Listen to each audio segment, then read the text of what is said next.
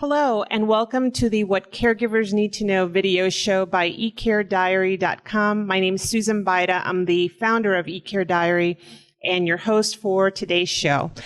We're in a very special time of year, as you all know. This is the holiday season, and we're here today to talk with an expert here in Pittsburgh about some of the things we need to watch out for when we're celebrating with our elders. And interestingly enough, we had a conversation before the show about how many many seniors tend to get readmitted to the hospitals. Hospital readmissions or hospital admissions spike up amongst seniors after the holidays. So we're going to talk to our guest, Lorraine Starsky, who is a longtime public health nurse for Allegheny County Health Department. She's with Allegheny Health Department's Chronic Disease Prevention Program right here in Pittsburgh. She serves as a resource on best chronic disease prevention and management practices to social service agencies, community organizations, healthcare providers, employee wellness committees, and schools, just to name a few. You can find more information about Lorraine at www.achd.net. That stands for Allegheny County Health Department, achd.net. Lorraine, thank you so much for joining us today. Well, I'm glad to be here. I did work for nurse, and it was kind of thing that we always expected after the holidays in admissions, and mostly frail seniors. And often it was congestive heart failure, and I'll describe what that is.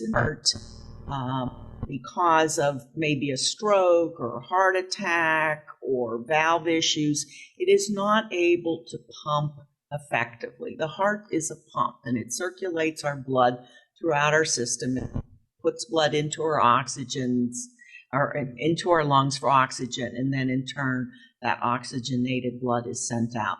So what happens when the heart muscle becomes weak, then it's not able to pump effectively. What you have is a situation where it just can't pump through and things back up. And then this is where you get fluid buildup. And then what compounds that problem is the kind of food that a lot of us eat during the holiday season. So, if you have a loved one who has any sort of cardiac issue, you need to be aware that congestive heart failure could be a very serious issue, and maybe it's already happened before, in which case, if someone's had this before, it means they're probably going to be susceptible again.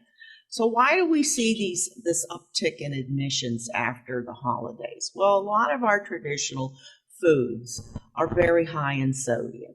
Ham, for example, it's automatically high in sodium because it's salt cured.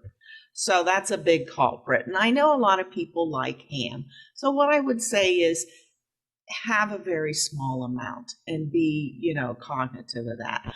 The sodium or no sodium chicken broth.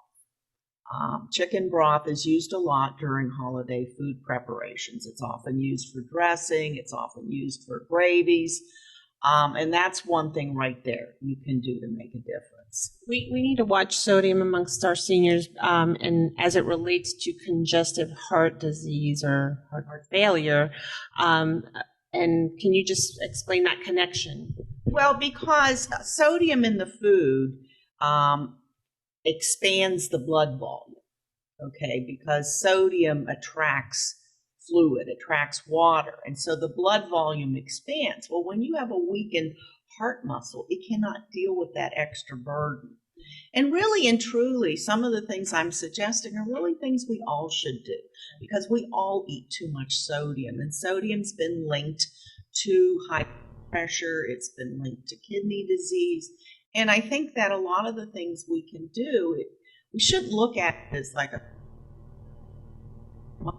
no, do it. Consider that you're doing it for yourself. Consider that you're doing it for the younger family members, because you're setting a good example. And so I would say canned or bottled gravies, again, great time.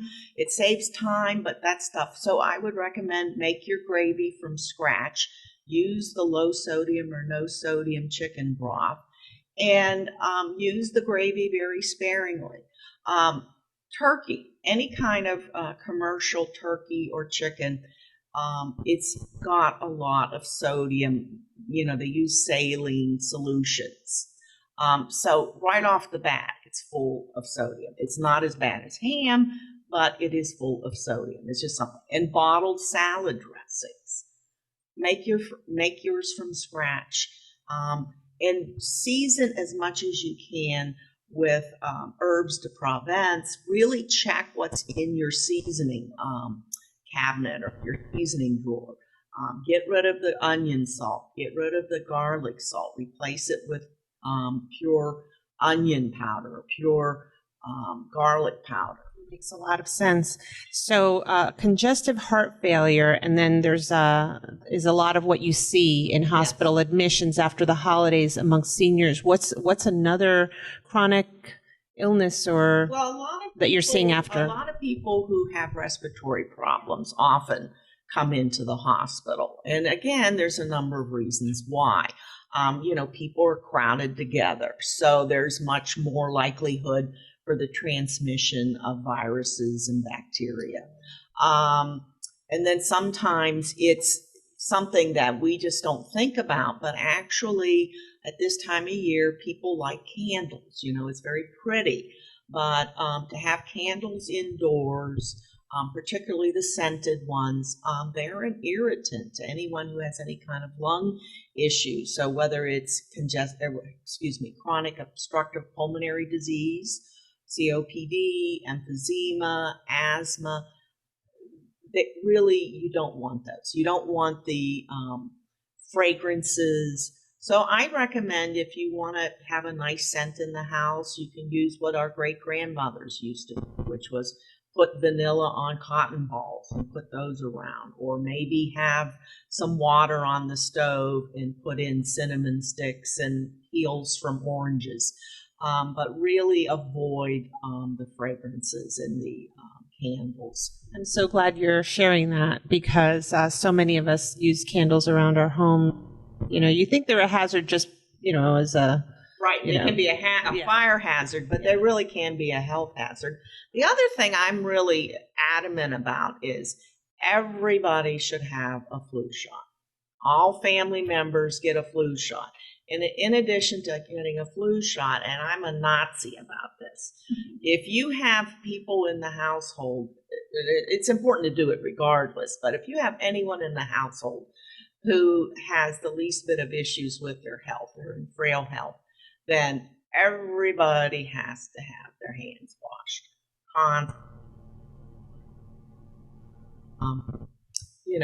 You don't want your grandmother or great Uncle Joe in the hospital because he or she picked something up from the little ones. And the thing is that, that's where they can actually get it from, is the little ones, because they're carrying so many things. Yes, so they're little germ factories. But, a lot of times they are, and I love them dearly. They're little germ factories.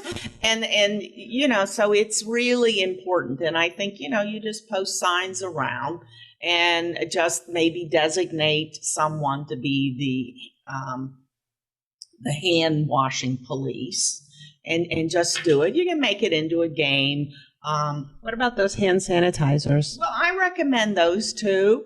I think hand washing with a lot of soap and singing happy birthday is the best, but because of the amount of time that you should be spending right. You need to lather up. It absolutely is. It absolutely is. Lorraine, it's been such an honor to have you join us today and share some of these great health tips that all of us should follow, but especially for our seniors this holiday season. Thank you all very much for joining us. Happy holidays, and until our next show, take care.